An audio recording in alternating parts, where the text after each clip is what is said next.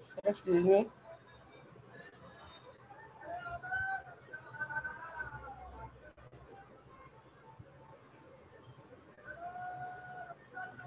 Excuse me.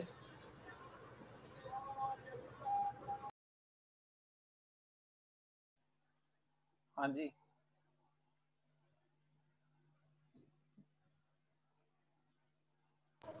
हाँ जी sir अभी बोलें। तक बता दें, मैं थोड़ा लेट आया था क्लास में, तो अभी तक हमने पिछले लेक्चर तक क्या क्या पढ़ा सर, कौन कौन से टैग्स पढ़े हैं और कीज पढ़ी हैं?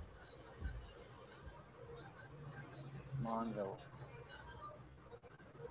अभी तक सर हमने एक कोई ओवरव्यू।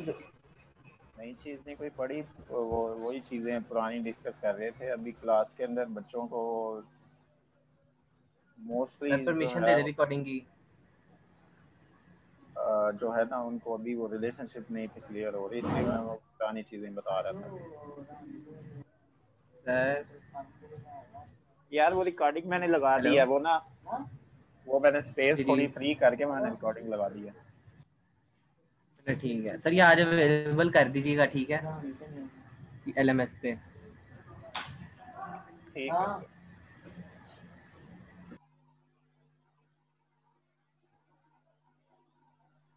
Excuse me sir. जी sir many to many relation का क्या बेनिफिट होगा, क्योंकि यहाँ पे तो हम निकाल रहे हैं रिकॉर्ड्स निकाल रहे हैं जिनके रिलेटेड हैं, तो मैनी और मैनी में तो दोनों टेबल्स में काफ़ी ज़्यादा रिकॉर्ड्स एक दूसरे से रिलेट करते हैं। एक मिनट उसामा, हाँ क्या कह रहे थे आप? Many to many many to many में सर काफ़ी ज़्यादा रिकॉर्ड्स एक दूसरे से रिलेट करते हैं टेबल, जैसे वन टू मैनी रिलेशन में एक टेबल में उसकी वन वैल्यू दूसरे टेबल की काफ़ी ज़्यादा वैल्यू से रिलेट करेगी, जैसे प्रोडक्ट कैटेगरीज है। हाँ हाँ तो अगर मैनी टू मैनी रिलेशन होगा तो उसका क्या बेनिफिट होगा डेटाबेस में, अच्छा ठीक है। किस तरह से यूज़ करें? अभी हम देखते हैं इस डेटाबेस के अंदर, अभी मैं देखता हूँ अगर कोई हमें वो मिलती है कोई मैनी टू मैनी वाला, तो मैं अभी दिखाता हूँ आपको यहाँ से।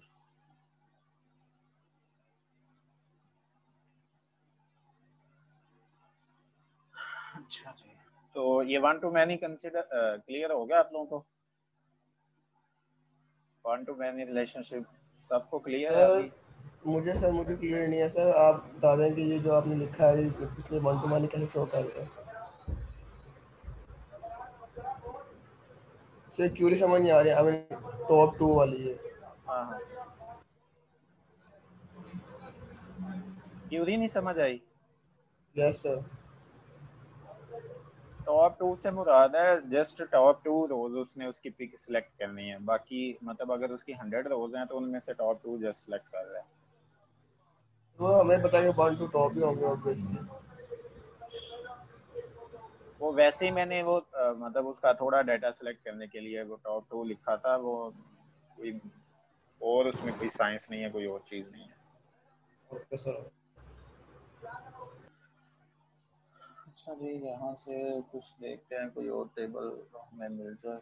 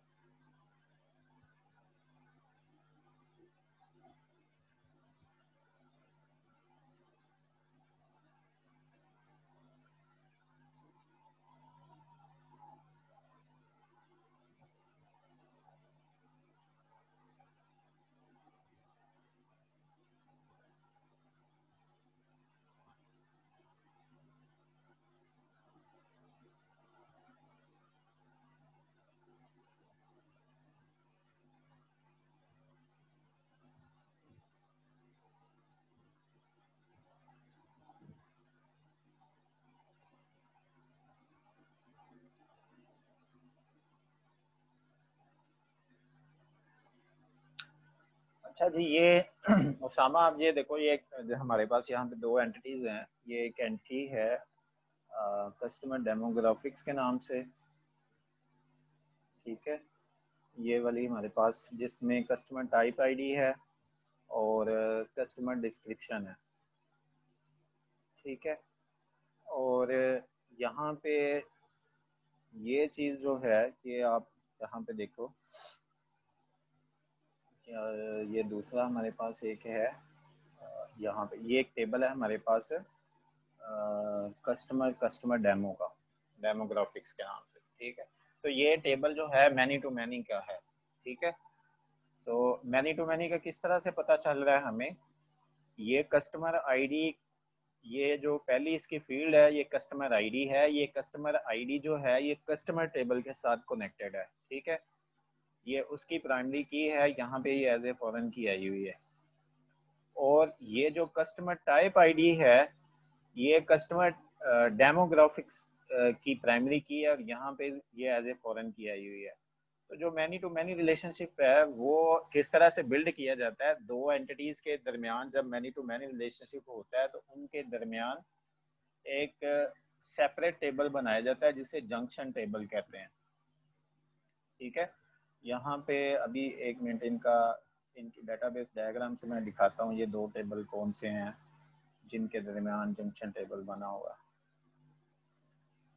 तो एक टेबल है हमारे पास कस्टमर्स का,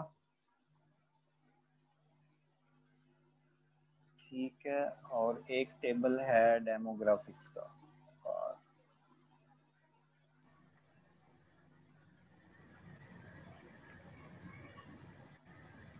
ठीक है, तो यहाँ पे देखें वन कस्टमर हैव जीरो और मैनी कस्टमर डेमोग्राफिक्स, ठीक है। तो एक और टेबल है यहाँ पे हमारे पास कस्टमर डेमोग्राफिक्स के नाम से, ये वाला।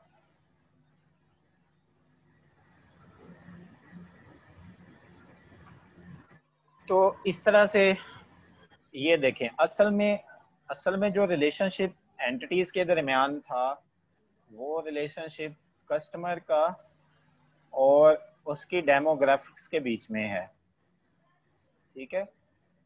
जो रियलिटी के अंदर जो इन जनरल जो बात की जाए तो दो एंटिटीज का जो रिलेशनशिप आपस में बनता है वो इन दो का बनता है, कस्टमर का और डेमोग्राफिक्स का, ठीक है।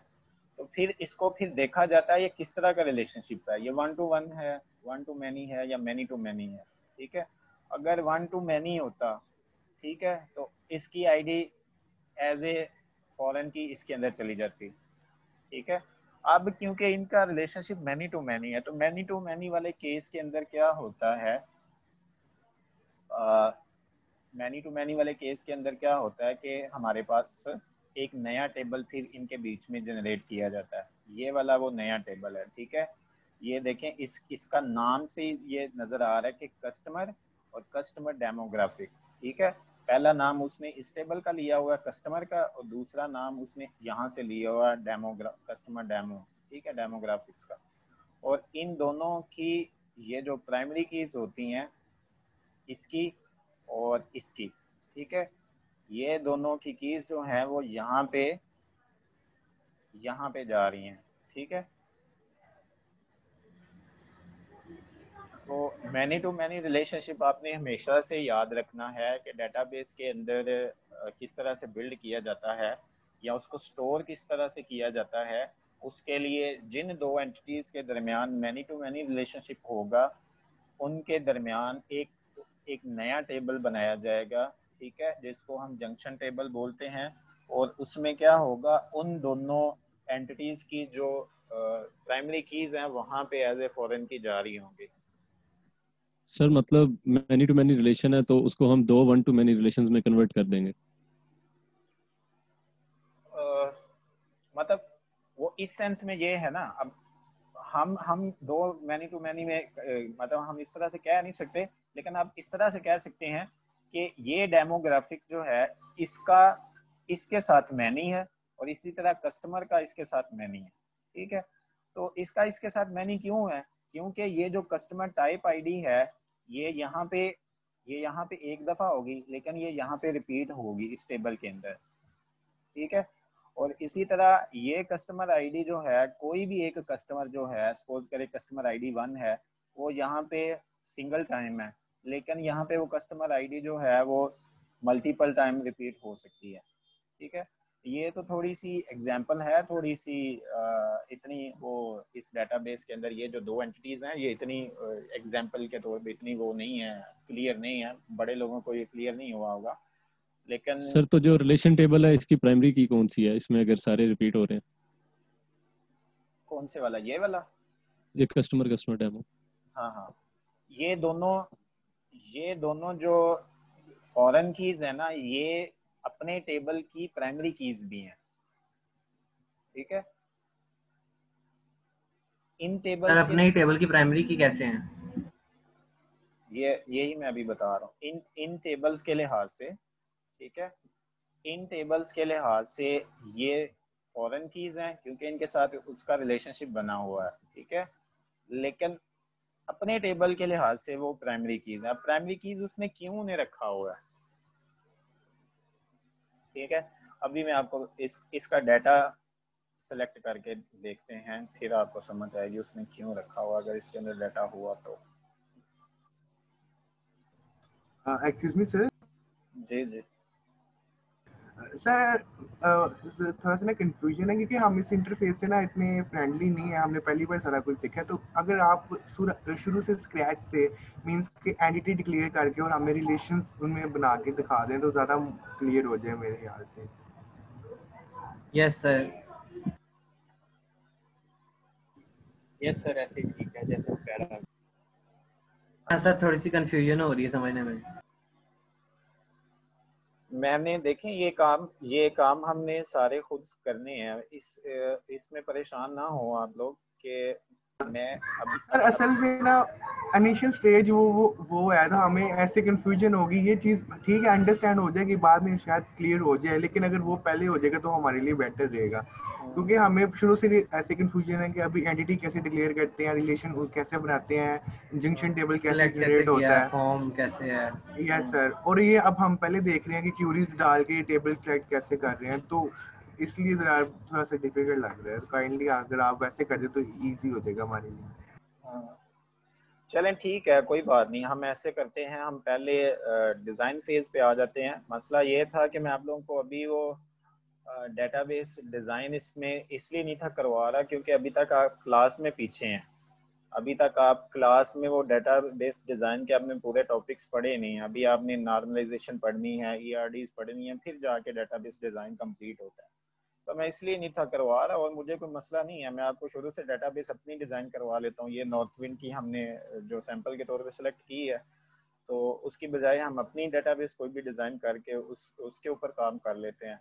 मुझे तो कोई मसला नहीं है, मैं सिर्फ आपको अभी तक इसलिए ये थोड़ी सी चीज़ें बता रहा था कि आप लोगों ने क्लास के अंदर जो रिलेशनशिप पढ़े हैं, अभी शुरू में बच्चों ने कहा जी हमें कुछ भी समझ नहीं है, हमें समझ आ ही नहीं रही। ठीक है, तो इसलिए मैं यहाँ से कोशिश कर रहा था कि वो जो यहाँ पे रिलेशनशिप जो बने हुए हैं उनको थोड़ा सा मैं आपको बता सकूं, अगर यहाँ से आपको वो समझ आ जाए तो। सर अगर शुरू से बनेंगे रिलेशन तो शायद ज्यादा प्रैक्टिकल क्लियर हो जाएगा। सर हमारी कोशिश होगी कि हम थ्योरेटिकली कवर कर लें, बट सर हम बस मैं हमारा एक इशू है कि अभी हमें ये भी नहीं पता कि जब डेटाबेस क्रिएट किस तरह करते हैं, लिटरली ये भी नहीं पता। तो आपने प्री बिल्ड प्रोजेक्ट खोल कर उसके अंदर से क्यूरीज वगैरह पढ़ा रहे हैं, चले उससे हमारे थोड़े बहुत कॉन्सेप्ट क्लियर हो जाएंगे, बट ये है कि हम इससे अपनी खुद की डेटाबेस नहीं बना सकते। इसी वजह से सर कुछ समझ मतलब थोड़ा बहुत कुछ समझ मतलब कॉन्सेप्ट थोड़े क्लियर नहीं हो रहे, इसी वजह से बस। सर बट हम कोशिश करेंगे हम अपना थ्योरेटिकली पोर्शन कंप्लीट वो हम कवर कर लें, हम आपको इंशाल्लाह उसमें कोई क्वेश्चन नहीं देने देंगे। बस आप ये है कि आप हमें एक खुद की अपनी पर्सनल मतलब कि डेटाबेस क्रिएट करना सिखा देंगे। हम खुद अपनी कोई भी हम किसी का प्रोजेक्ट पकड़ते हैं या हम स्कूल में स्कूल मैनेजमेंट सिस्टम का प्रोजेक्ट पकड़ते हैं या किसी भी चीज़ का हम प्रोजेक्ट पकड़ते हैं, तो हम अपनी डेटाबेस किस तरह बना सकते हैं। ठीक है, कोई मसला नहीं है, उस पर काम कर लेते हैं। लेकिन बात वहीं पे आ जाती है कि अभी आप लोग आप लोग इस चीज़ को समझ नहीं रहे कि लैब के अंदर जस्ट हमने प्रैक्टिस करनी होती है। असल चीज़ मैं आपको फिर वही बता रहा हूँ कि आपने असल जो डेटाबेस डिज़ाइन करना जो है वो एक थ्योरेटिकल कंसेप्ट है, ठीक है। वो आपने क्लास से ही सीखना है कि डेटाबेस डिज़ाइन के जो सारे फेजेस होते हैं, जैसे आप अभी स्टार्ट में हैं जहाँ पे आपने कीज़ पढ़ी हैं, प्राइमरी कीज़, फॉरेन कीज़ पढ़ी हैं, आपने रिलेशनशिप तक पहुँच चुके हैं, आप रिलेशनशिप एंटिटीज़ के फाइंड कर सकते हैं आप, ठीक है। तो इसके बाद आप लोग नॉर्मलाइजेशन पढ़ेंगे, तो उसके बाद जाके आप एक फुली आपका एक आपके कंसेप्ट क्लियर होंगे, क्योंकि डेटाबेस डिज़ाइन वाला जो काम है वो आपके आपके माइंड में एक कंसेप्ट बनता होता है कि इस तरह से हम रिलेशनशिप बनाएंगे, ये एट्रीब्यूट्स लिखेंगे, ठीक है। या ये समझ लें कि आप पहले उस चीज माइंड में एक चीज आती है, उसको फिर आप पेपर वर्क करते हैं, उसको क्लीन करते हैं, जब आप वो चीज एक फाइनल हो जाती है तो फिर आप एसक्यूएल या किसी भी डीबीएमएस के ऊपर आके उसको आप क्रिएट कर लेते हैं। तो मैं आपको यहाँ पे मैं तो सैंपल डेटाबेस कोई भी यहाँ पे रख के आपको क्रिएट करवा देता हूँ, मुझे कोई मसला नहीं है, लेकिन बाद में वही चीजें आनी है कि यहाँ पे ये रिलेशनशिप ये क्यों बना जी, ये कॉलम क्यों है यहाँ पे, तो वो चीजें आपने क्लास से ही सीखनी है, ठीक है। सर आप ऐसे करें इस टाइम पे, फिर जब तक हम सिलेबस हमारा कवर नहीं होता, सिर्फ हमें एसक्यूएल से फेमिलियर करा देंगे, क्योंकि हमें तो एसक्यूएल लैंग्वेज भी नहीं ना आती, तो आप हमें उसमें सिखा देंगे एसक्यूएल हमने कैसे इसमें टेबल क्रिएट करने, क्योंकि हमने यहाँ ये तो पढ़ लिया ना कि टेबल कैसे बनाने हैं और प्राइमरी कीज वगैरह। तो सर सिर्फ हम अभी क्या कहते हैं स्टार्ट में बिल्कुल स्क्रैच ये सिखा देंगे एसक्यूएल से हमने टेबल कैसे क्रिएट करना है, डेटाबेस कैसे क्रिएट करने हैं, फिर उसके अंदर क्या कहते हैं रोज कैसे इंसर्ट करनी है। जो रिलेशनशिप और डिज़ाइन है वो सर हम फिर बाद में कवर कर लेंगे जैसे जैसे कोर्स आगे चलता जाएगा। तो पहले आप हमें सिर्फ एसक्यूएल सिखा दें उतने टाइम तक। ठीक है, तो ये देखें ना, ये बेसिक यहाँ से हमने एसक्यूएल से स्टार्ट किया हुआ है। असल में एसक्यूएल के अंदर आप लोग अभी वो बात कर रहे हैं, एसक्यूएल के अंदर दो तरह की क्यूरीज होती हैं, एक होती हैं डीडीएल क्यूरीज और एक होती हैं डीएमएल क्यूरीज, ठीक है। तो चलें जी उसके ऊपर आ जाते हैं। तो डीएमएल जो क्यूरीज होती हैं वो सारी की सारी डाटा को मैनिपुलेट करने के लिए होती हैं। तो जो DDL क्यूरीज होती है ना, डाटा डेफिनेशन लैंग्वेज, वो जितनी भी आपकी DDL क्यूरीज होती हैं वो आपकी सारी की सारी जो हैं वो क्या लें कि डेटाबेस क्रिएट करने की, टेबल क्रिएट करने की, उनको अपडेट डिलीट, तो चलें उसके ऊपर काम कर लेते हैं। कोई भी एक सैंपल के तौर पे स्टार्ट करते हैं। यहाँ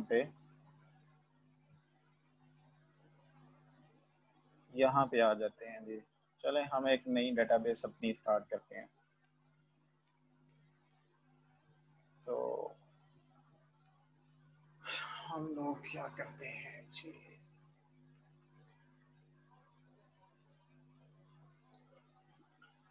अच्छा जी था, चलें सबसे पहले हम क्रिएट डेटाबेस, ठीक है। ये कमेंट लाइन मैंने कमेंटेड लाइन लिखी है, ठीक है। तो इसके लिए मैंने बताया आपको कि DDL क्यूरीज, ठीक है। DDL क्यूरीज कौन सी होती हैं? जितने भी क्रिएट की मतलब ऐसी क्यूरीज जो एंटिटीज को क्रिएट करें, उनके स्ट्रक्चर को मॉडिफाई करें, अपडेट करें, डिलीट करें, इस तरह की सारी क्यूरीज जो हैं वो DDL में आ जाती हैं। तो कोई भी एक डेटाबेस क्रिएट कर लेते हैं। अभी इसका जो सिंटैक्स होता है, जब भी कोई आपने क्रिएट करनी है डेटाबेस टेबल्स, ठीक है, तो आप क्रिएट लिखते हैं। उसके बाद डेटाबेस क्रिएट करनी है तो आप यहाँ पे डेटाबेस लिखेंगे, ठीक है, यहाँ पे। उसके बाद यहाँ पे डेटाबेस का नेम आएगा। तो सपोज करें जी यहाँ पे डेटाबेस का नाम मैं लिख देता हूँ जॉब पोर्टल, ठीक है।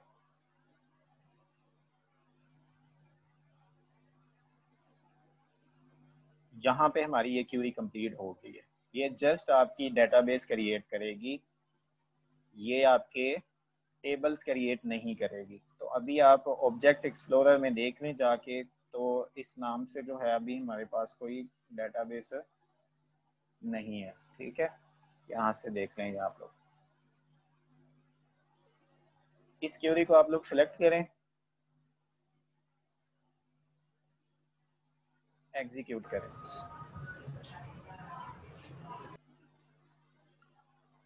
ठीक है, अभी देखें, अभी मैं आपको जस्ट एक एग्जाम्पलरी क्यूरीज करवा रहा हूँ। ये अभी हम किसी स्पेसिफिक डेटाबेस को टारगेट नहीं कर रहे, क्योंकि जब तक आप लोग वो चीज़ें सारी कवर नहीं कर लेंगे, आप लोग अपने पास कोई भी डेटाबेस का डिज़ाइन कंप्लीट नहीं कर पाएंगे। ठीक है, लेकिन आप लोग अभी ये प्रोसेस समझ लें ये किस तरह से होना है।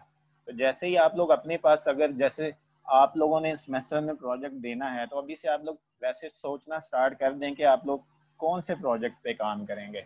तो आप जिस तरह के प्रोजेक्ट पे काम करना चाहते हैं, जैसे कोई बच्चा स्कूल मैनेजमेंट सिस्टम बनाना चाहता है, कोई हॉस्पिटल बनाना चाहता है, कोई जॉब पोर्टल बनाना चाहता है। ठीक है, तो अभी आपका काम ये हो सकता है कि आप उस सिस्टम के अंदर जितनी भी एंटिटीज है ना, उनको फाइंड करना स्टार्ट कर दें। ठीक है, और खुद करें, कोशिश करें कि आप लोग खुद करें। ठीक है, आप लोगों को ये सारी डेटाबेसेस बनी बनाई मिल जाएंगी इंटरनेट के ऊपर। ठीक है, पूरे के पूरे सिस्टम बने हुए मिल जाएंगे, पूरे पूरे सॉफ्टवेयर बने हुए मिल जाएंगे। लेकिन लर्निंग इसी में है कि आप लोग खुद से पेपर के ऊपर पेपर वर्क खुद करें। आप लोग कोई भी एक अपना प्रोजेक्ट टाइटल जो भी आपने चूज करना है अभी से चूज कर लें, और उसके ऊपर थोड़ा सा उसकी डेटाबेस के ऊपर काम करना इस तरह से स्टार्ट करें कि सबसे पहले एंटिटीज फाइंड करें कि आपके प्रोजेक्ट के अंदर एंटिटीज कौन सी होंगी। ठीक है, तो जैसे सपोज करें कि कोई बच्चा जो है वो जॉब पोर्टल बनाना चाहता है। ठीक है, या कोई ई कॉमर्स की वेबसाइट बनाना चाहता है, तो उसके लिए बैकएंड पे डेटाबेस तो होनी होनी है। तो आप उसमें अभी से जो एंटिटीज फाइंड करना स्टार्ट कर दें। ठीक है, जब आप लोग एंटिटीज फाइंड करना स्टार्ट कर देंगे, तो फिर हर एंटिटी के अंदर उनके एट्रीब्यूट्स फाइंड करना स्टार्ट करें कि हर एंटिटी में एट्रीब्यूट्स कौन कौन से होने चाहिए, उनकी टाइप क्या होनी चाहिए। जब आप लोग ये काम कर लेंगे, फिर आप लोग ये फाइंड करना स्टार्ट करें कि हर एंटिटी का किसी दूसरी एंटिटी के साथ रिलेशनशिप है या नहीं है, अगर है तो किस टाइप का है।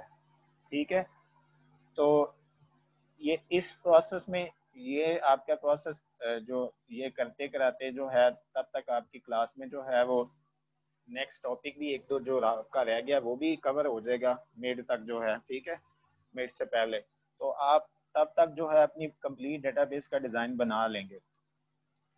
तो चलें, ये हमारे पास डेटाबेस जो है हमने क्रिएट की है। तो आपने क्या करना है, यहाँ पे अभी देखें कि वो डेटाबेस हमें नज़र नहीं आ रही यहाँ पे। तो डेटाबेस पे आप लोग राइट क्लिक करें और इसको रिफ्रेश करें। तो रिफ्रेश करें तो ये हमारे पास वो डेटाबेस है जो अभी हमने क्रिएट की है। ठीक है, ये जॉब पोर्टल के नाम से ये डेटाबेस। तो इसको भी एक्सपेंड करें तो इसमें देखें तो हमारे पास ये टेबल्स को हम देखें,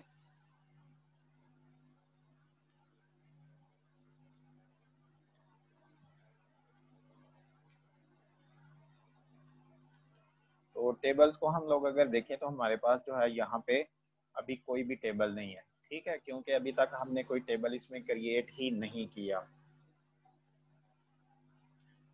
ठीक है जी, तो नेक्स्ट हम क्या करना चाह रहे हैं, हम इसमें क्रिएट टेबल करना चाह रहे हैं। ठीक है, क्रिएट टेबल इन जॉब पोर्टल। हम जॉब पोर्टल में टेबल क्रिएट करना चाह रहे हैं। तो किसी भी प्रोजेक्ट के अंदर जो सबसे कह लें कि बेसिक टेबल होता है, या सबसे जो फर्स्ट टेबल होगा, ठीक है, वो आपके पास यूजर्स का टेबल होगा। हर प्रोजेक्ट के अंदर यूजर का टेबल होता है। जब भी आपका कोई यूजर रजिस्टर होता है तो उसका डाटा जो है वो यूजर्स के टेबल में जाके जो है वो स्टोर हो रहा होता है। ठीक है, तो हम क्या करते हैं अभी, फर्स्ट क्रिएट यूजर्स टेबल। ठीक है, तो हम यूजर्स टेबल क्रिएट करते हैं तो उसके लिए हमें लिखना पड़ेगा क्रिएट टेबल यूजर्स। ठीक है, और ये इसका सिंटैक्स होता है। ठीक है, और here we declare या कह लें define attributes। ठीक है जी। तो ये जो बॉडी है इसकी ये बॉडी कंसीडर होती है ये वाली। ठीक है, तो यहाँ पे हम लोग इसके एट्रीब्यूट्स डिफाइन करते होते हैं। ठीक है जी। तो सबसे पहला जो यूजर आईडी या इसको सिंपल हम आईडी कह देते हैं, उसकी डाटा टाइप। सर ये यूजर्स कोई कीवर्ड है कि हम इसके अलावा कोई और नाम भी रख सकते हैं? ये वाला जी सर। नहीं, ये आपका नेम, जो आपने नेम जो है वो रखना है, ये वो नेम है। ये जिस तरह इसके अलावा कुछ और भी रख लें? कोई नाम भी आप फिर एक तरह का ये फंक्शन ही नहीं है, इसमें हम फंक्शन बनाते हैं अपने मुताबिक। जिस तरह से आप फंक्शन डिक्लेयर करते हैं, तो जो भी नेमिंग कन्वेंशन आप प्रोग्रामिंग में यूज करते रहे हैं वही नेमिंग कन्वेंशन आपने यहाँ पे यूज करनी है। ठीक है, यहाँ पे भी आपने ये नहीं करना कि यूजर्स के बाद आपने स्पेस दे के कुछ और लिख दिया। ठीक है, तो ये जो जितने भी ब्लू में आपके पास वर्ड्स आपको नजर आते हैं, ये सारे के सारे रिजर्व्ड है। ठीक है, तो ये नेम आपने रखना है, ये आपने सोचना है कि आप जो एंटिटी बनाना जा रहे हैं उसका नेम क्या होना चाहिए। ठीक है, तो हम एक यूजर की एंटिटी बनाना चाह रहे हैं तो उसका नाम मैंने यूजर्स रखा। ठीक है, यूजर्स रखा, यूजर रख लें। ठीक है, अभी यहाँ पे ये फर्स्ट कॉलम है। ठीक है, यहाँ पे हम कमेंट में लिख भी देते हैं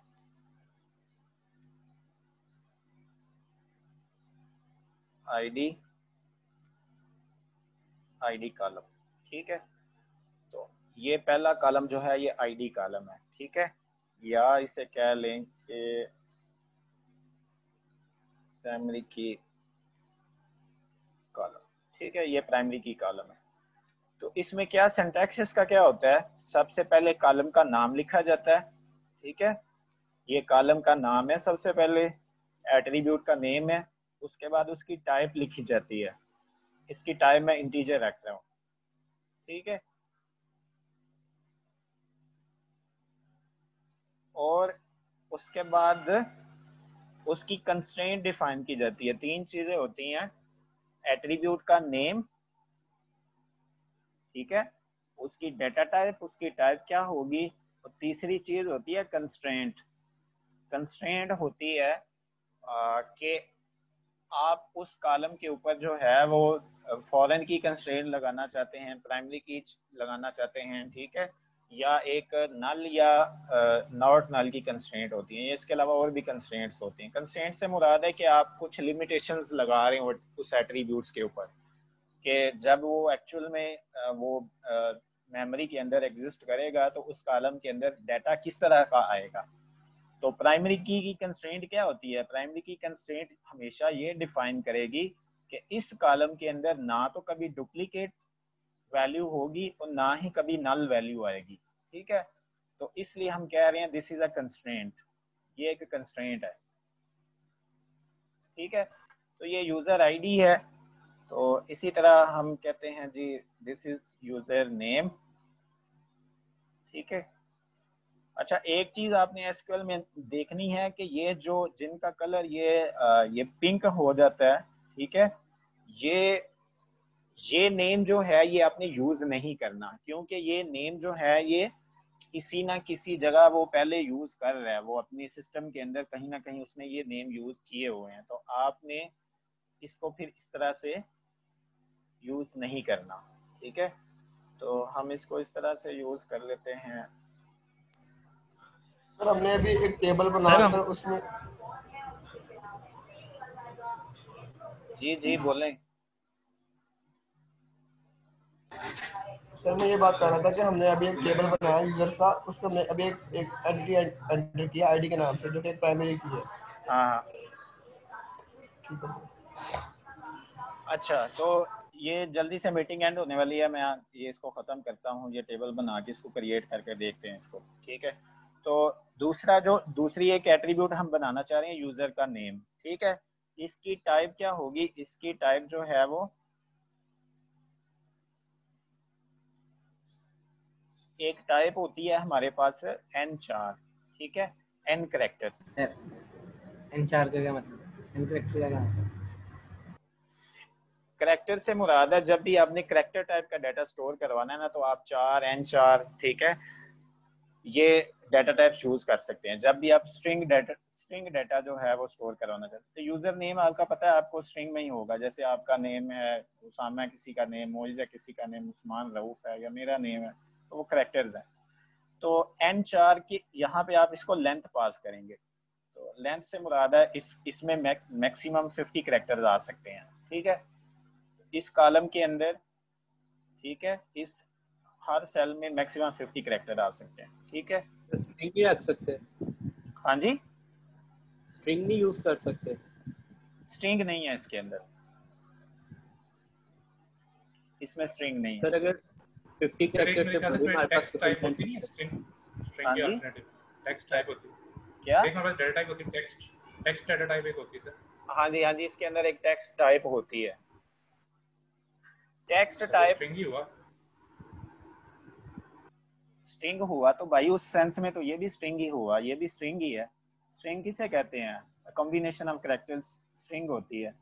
तो ये सर अगर 50 कैरेक्टर से बढ़ जाए तो फिर हमारे पास क्या सोल्यूशन होगा? 50 कैरेक्टर से अगर बढ़ जाए तो फिर आपको अपनी इस कॉलम का जो साइज है उसको मॉडिफाई करना पड़ेगा, ठीक है। आपको टेबल के डिजाइन में आके दोबारा से इसका साइज जो है वो इंक्रीज करना पड़ेगा। इसका अल्टरनेट कोई हमारे पास नहीं है कि हम जो यूज करें हमें स्पेसिफाई ना करना चाहिए, डायनामिकली वो एडजस्ट हो? इसके अल्टरनेटिव्स में आपके पास ये है, आप n varchar यूज कर लें, ठीक है, आप लोग varchar यूज कर लें, ठीक है। varchar ये इससे मुराद है ये वेरिएबल कैरेक्टर्स हैं, ठीक है। आप इसमें स्पेसिफाई ना, n varchar, ठीक है, आप इसमें स्पेसिफाई ना भी करें तो कोई बात नहीं है, varchar वेरिएबल कैरेक्टर्स हैं, n varchar वो भी वेरिएबल कैरेक्टर्स हैं। आपने टाइप का सर वो वेरिएबल कैरेक्टर किस टाइप का होता है?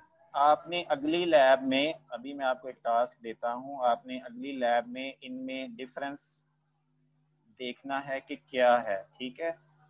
डिफरेंस आपने क्या देखना है, इसमें से है एक डाटा टाइप है 4, एक है n4, एक है varchar, एक है n varchar, ठीक है। आपने मेन डिफरेंस इनमें देखना है कि क्या है, और एक डाटा टाइप है टेक्स्ट, ठीक है। ये सारी की सारी डाटा टाइप जो हैं ये स्ट्रिंग टाइप्स हैं सारी की सारी, ठीक है। इसके अलावा बाकी भी डाटा टाइप्स और भी हैं, आपने उनको भी देखना है, लेकिन ये सारी की सारी स्ट्रिंग डाटा टाइप्स हैं। तो सारी की सारी अगर स्ट्रिंग डाटा टाइप हैं तो फिर कब कौन सी कब यूज करनी चाहिए आपने ये देखना है, ये डिफरेंस आपने देखना है अब खुद से।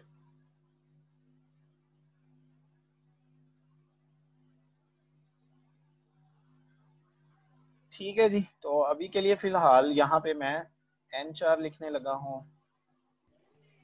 सर जी जी, सर हम तो एक नई डेटाबेस क्रिएट कर रहे हैं ना, तो जब आपने पहले यूजर नेम लिखा था तो वो उसने पिंक क्यों किया था? हमारे पास से कुछ स्टोरी नहीं था। Yes sir, same question.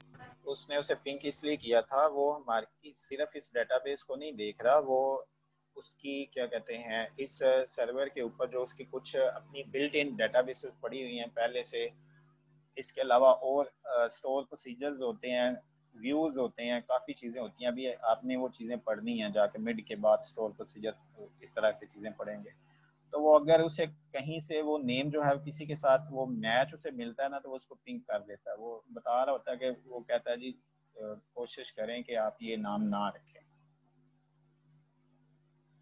Sir इस तरह तो हम लोग मतलब 4-5 डेटाबेस बनाएंगे, उसके बाद तो हम लोग को नाम डिफरेंट ही सोचने पड़ेंगे, हर डेटाबेस में सोचेंगे। नहीं नहीं, ये किसी दूसरी डेटाबेस को, जो यूजर डेटाबेसेस हैं ये उनको टारगेट नहीं कर रहा, ठीक है। आप ये परेशान ना हो कि आप सपोज करें अपनी एक डेटाबेस बना रहे हैं, ये जॉब पोर्टल बना रहे हैं, एक और अपनी डेटाबेस बना रहे हैं, उसके अंदर और इसके अंदर आप अगर नेम आपने सेम रखे हुए हैं तो उनमें कोई मसला नहीं है। ये इस जो सर्वर की अपनी कुछ सेटिंग्स होती हैं, कुछ इसकी ये देखें, ये इसकी अपनी कुछ डेटाबेसेस हैं, ये कॉन्फ़िगरेशन की, डायग्नोसिस की, क्यूज की, इसके अलावा इसके अपने स्टोर प्रोसीजर्स होते हैं, व्यूज होते हैं, काफ़ी चीज़ें इसकी अपनी होती हैं, ठीक है। तो वो जो अपनी उसकी लोकल चीज़ें हैं ना, उनके साथ उनके अकॉर्डिंगली जो है ना वो बता रहा होता है। आप इस सेंस में परेशान ना हो कि आप एक और डेटाबेस बनाएंगे तो उसमें आप एक और डेटाबेस अगर आप लोग बनाते हैं, ठीक है, तो उसमें भी आप सेम ये यूज़र के नेम से सेम यही टेबल वहाँ पे कॉपी करके एग्जीक्यूट कर देते हैं तो वहाँ पे बन जाएगा, कोई मसला नहीं है, कोई एरर भी नहीं आएगा। ठीक है सर। अच्छा जी, यूज़र नेम के बाद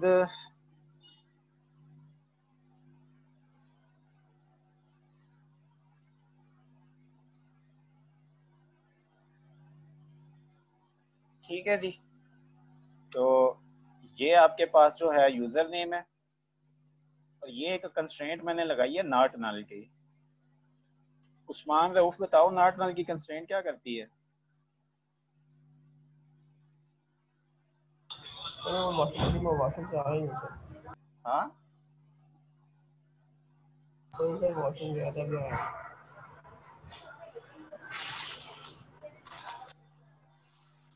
हाँ जी मोई साहब बताओ। क्या नल नहीं होगा, नल हाँ, अलाउड नहीं। नल नहीं होगा, इन कॉलम्स में नल अलो नहीं होगा, ठीक है। तो ये भी एक कंस्ट्रेंट है, ठीक है। यहाँ पे अगर आप सिंपल नल लिख दें, ठीक है, जैसे सपोज करें कि मैं यहाँ पे एक कॉलम है मेरे पास, ब्लड ग्रुप के नाम से एक कॉलम है, ठीक है, तो इसको सपोज करें मैं 5 इसकी लेंथ रख देता हूँ, तो इसको मैं नल कर देता हूँ, ठीक है। तो इसको नल क्यों किया है? क्योंकि किसी यूजर का ब्लड ग्रुप जो है उसको पता होगा और बहुत सारों को नहीं पता होगा, जिनको नहीं पता होगा तो उनकी वैल्यू जो है हम वहाँ पे एंटर नहीं करेंगे।